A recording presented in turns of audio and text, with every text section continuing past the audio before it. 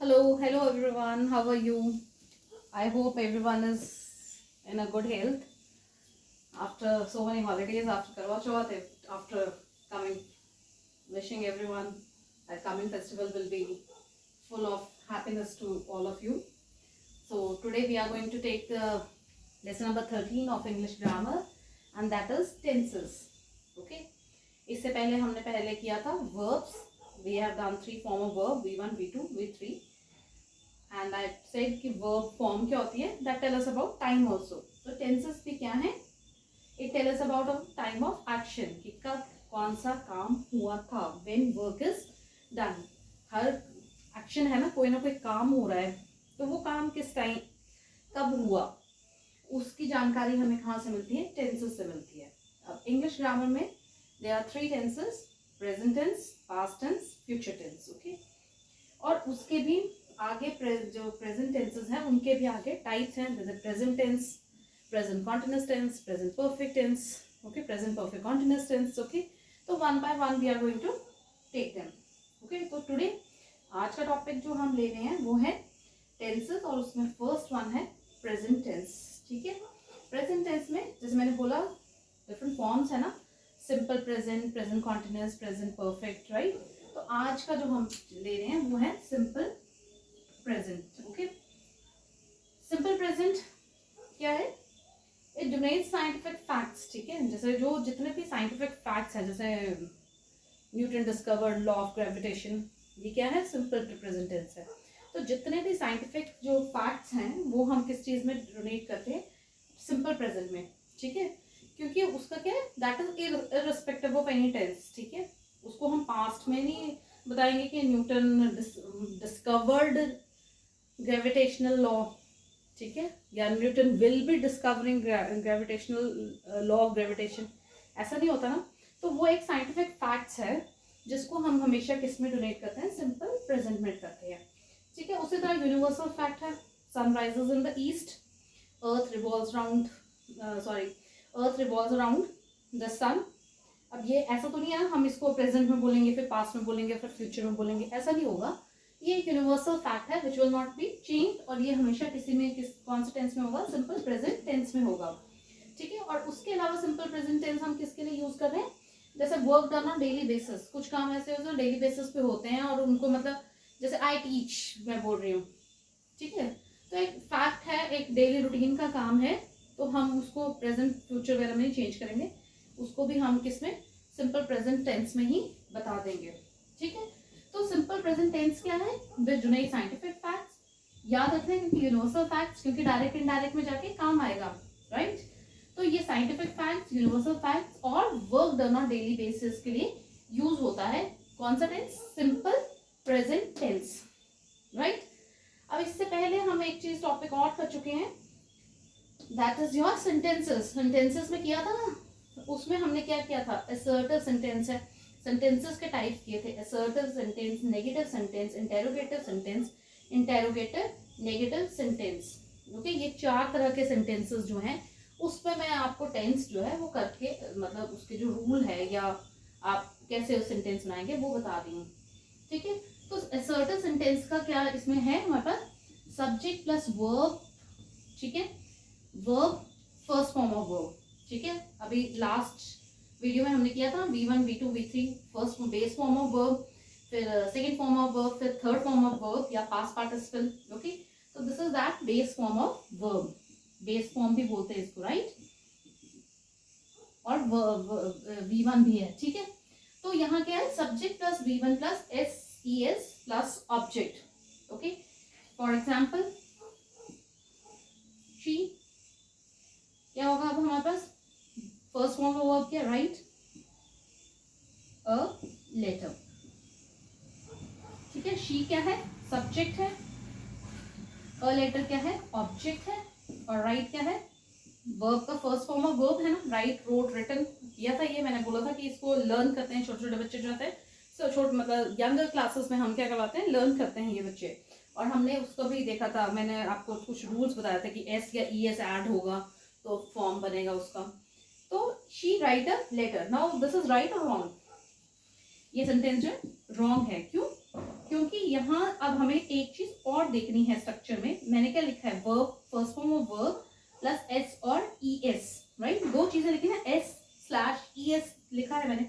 तो इसमें हमें एक और रूल जो हमें याद रखना है वो क्या है, शी क्या है, अब सब्जेक्ट भी क्या होता है, फर्स्ट पर्सन होता है या सेकंड थर्ड पर्सन होता है, सेकंड पर्सन तक रखो आप अभी, ठीक है, सेकंड पर्सन होता है या थर्ड पर्सन होता है, जिसके बारे में हम, मतलब फर्स्ट पर्सन कौन है, जो खुद, अगर मैं अपने बारे में बात कर रही हूँ तो मैं क्या हूँ, फर्स्ट पर्सन हूँ, राइट।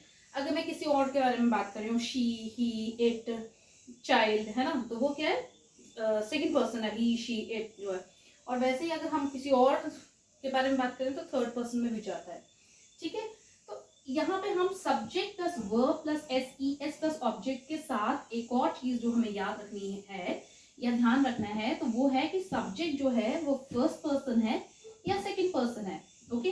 तो यहाँ आई तो नहीं है ना, I is not a first, मतलब sorry, she is not a first person, second person है। तो जब सेकंड पर्सन होगा सब्जेक्ट, तो वहां पे हम बेस फॉर्म के साथ क्या ऐड करेंगे, एस या ई एस। वो आप मेरी पिछली वीडियो देखेंगे जिसमें कहाँ एस ऐड करें कहाँ ई एस ऐड करें वो बताया है। तो यहाँ पे क्या है, she writes a letter, तो now the sentence is right, okay, क्योंकि सेकंड पर्सन के साथ s या es ऐड होगा with base form of verb, right. अब मैं यहाँ एक और सेंटेंस लिखूं, I write a letter, ठीक है। अब ठीक है, अब ठीक है, क्योंकि ये क्या है, फर्स्ट पर्सन है, क्लियर है आपको। तो फर्स्ट पर्सन के साथ बेस फॉर्म ऑफ वर्ब आएगा, सेकंड पर्सन के साथ एस या ई एस जो है वर्ब की फर्स्ट फॉर्म में ऐड होगा, ओके। तो दो चीजें हमें याद रखनी है जब हम सिंपल प्रेजेंट टेंस यूज कर रहे हैं in assertive sentence, right. Assertive sentence में हमने किया था ना, जो स्टेटमेंट देते हैं जर्नल, तो उनमें हमने क्या करना है, सब्जेक्ट सबसे पहले आएगा जो नाउन प्रोनाउन होगा, फिर वर्ब का बेस फॉर्म आएगा, फिर बेस फॉर्म के साथ एस या ई एस लगेगा अगर वो सेकंड पर्सन है, सब्जेक्ट अगर सेकंड पर्सन या है तो, या सिंगुलर है, ठीक है। और सिंगुलर, अब मैंने ये बोला तो एक और चीज देख लो, राइट से लेटर, ठीक है। जैसे दे, एक और सेंटेंस है, दे राइट, राइट से लेटर, ठीक है। अब she is one person, singular plural मालूम है, शी इज वन पर्सन, पर दे क्या है, प्लूरल है, ठीक है। ये चीज ध्यान से रखनी है, जब हम सेंटेंस बनाते हैं तो ये गलतियां बहुत आती हैं स्टूडेंट्स के साथ, ठीक है। तो दे क्या है, प्लूरल सब्जेक्ट है, प्लूरल सब्जेक्ट के साथ एस या ई एस नहीं ऐड होता, वहां पे दे राइटर लेटर हो जाएगा, ठीक है, समझ गए।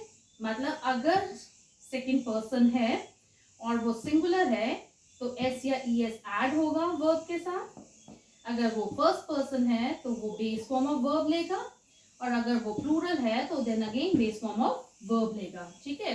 तो ये चीजें ध्यान रखनी है आपने जब करना है।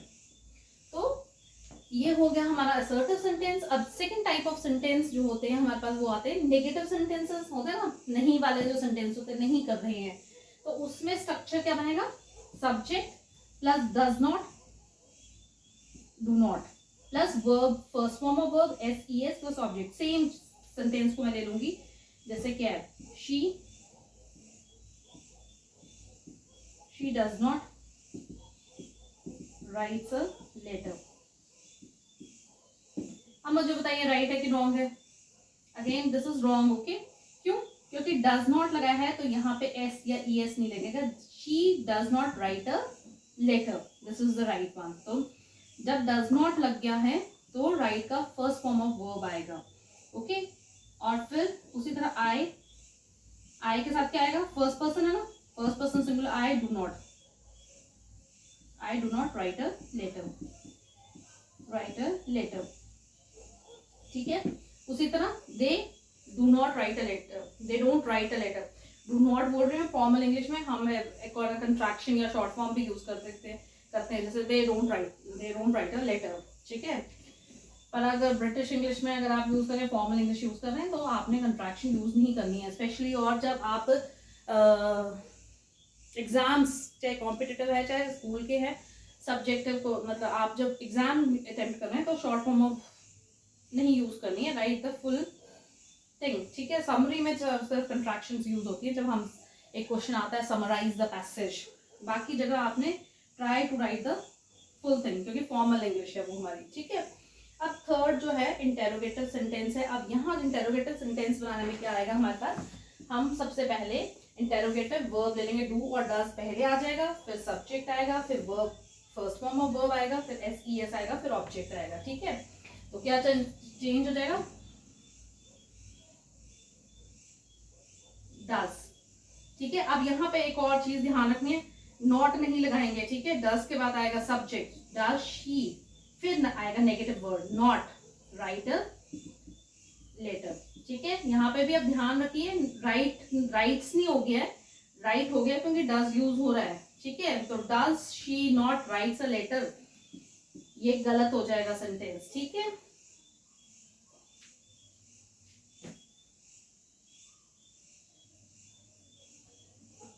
Does she write a letter, ठीक है।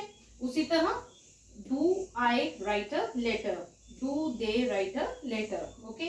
अब इंटेरोगेटिव नेगेटिव सेंटेंस में क्या आ जाएगा, does she not, ठीक है। ये मैं पहले कर दी थी, सॉरी, ये ठीक है। does, फिर सब्जेक्ट, फिर नेगेटिव वर्ड, फिर फर्स्ट फॉर्म ऑफ वर्ब और फिर ऑब्जेक्ट, ठीक है, लेटर, ओके। तो ये हमारे पास आ जाएगा, does she not write a letter and the punctuation mark is must and that is question mark। तो ये क्या है हमारे पास, this is about simple present tense, right। तो टेंस में, टेंस क्या करता है, time of action, when the work is done, वो हमें पता चलता है टेंसेस से। 3 फॉर्म ऑफ वर्ब टेंसेस हैं, present tense, past tense, future tense, okay. Further का क्लासिफिकेशन है उनकी, जिसमें से आज हमने दिया है प्रेजेंट टेंस, और प्रेजेंट टेंस का फर्स्ट टाइप लिया है that is simple present, okay.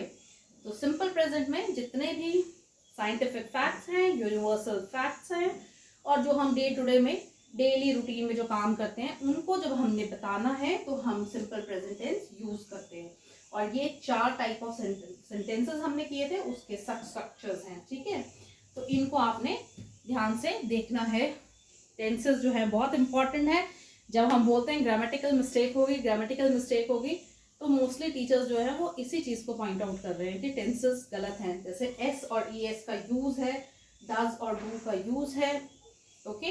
तो ये जो स्ट्रक्चर्स हैं वो आपको याद कर लीजिए। पर मैं आई डोंट सजेस्ट, मतलब मैं अगर as a teacher I always suggested my students कि they should go for a practice, ठीक है। किसी स्ट्रक्चर को याद करके फिर आप उसको अप्लाई करेंगे ग्रामर में, ऐसा मतलब थोड़ा मतलब डिफिकल्ट तो नहीं है, नॉर्मली ऐसे ही करते हैं। पर मुझे लगता है कि मतलब if I give a suggestion to my student, I use to give suggestion to my students, तो आई यूज टू टेल कि रीडिंग कीजिए। रीडिंग में आप उसको देखिए कि कौन सा टेंस यूज हो रहा है, किस तरह यूज हो रहा है, ठीक है। कॉम्पिटिटिव एग्जाम्स के लिए भी स्ट्रक्चर चलो पता होना चाहिए, पर practice makes a man perfect जो है वो एज अ टीचर तो मैं मतलब आई सजेस्ट, आई मतलब फोर्स और आई मतलब repeatedly I told my students कि भाई रीडिंग करो, रीडिंग में वो चीज़ें फाइंड आउट करो। जैसे ठीक है आपको स्ट्रक्चर मिल गया, subject plus verb plus S, तो डेफिनेटली गो फॉर इट, ठीक है। Don't simply set back. अभी आप बोलेंगे कि मेरा कॉम्पिटिटिव एग्जाम आ रहा है, I don't have time for this thing, पर 5 से 10 मिनट कोई भी बुक ले लीजिए, रीड एटलीस्ट 2 पेजेस। जितना भी ग्रामर है, चाहे वो टेंसेस है, चाहे डायरेक्ट इनडायरेक्ट है, चाहे पंक्चुएशन है, आपको 2 पेजेस में वो मिल रहा है, ठीक है। तो मेक इट अ हैबिट कि एटलीस्ट 2 पेजेस किसी भी बुक के, take a simple one, don't go for a very complex literature, sorry, ठीक है। ऐसे कोई डिफिकल्ट सी बुक नहीं उठा लेनी है कि बहुत आपको पढ़ने में डिफिकल्टी हो। गो for a simple book, keep your dictionary near by you. Of course dictionary, अब मैं ये नहीं बोल रही हार्ड कॉपी रख लो, यू हैव गूगल क्रोम है, मतलब आपके पास इंटरनेट की सुविधा है, keep dictionary with you, find out the words. 2 pages में एटलीस्ट 10 वर्ड्स ऐसे आपको मिलेंगे जो नए हैं आप, ठीक है, and which will be very beneficial for your increased vocabulary which will be coming in the competitive exam. Okay, so read as much as you can. और tomorrow, कल या कभी भी जब भी हम next video लेंगे, we are going for a next type of present tense that will be simple present किया है, और फिर हम करेंगे present continuous tense. मैं बहुत छोटे छोटे टॉपिक इसलिए ले रही हूँ ताकि आपको वो आप सुने उस चीज़ को, और उसके बाद सुनने के बाद आप उसको डेफिनेटली प्रैक्टिस करें, ठीक है। Thank you.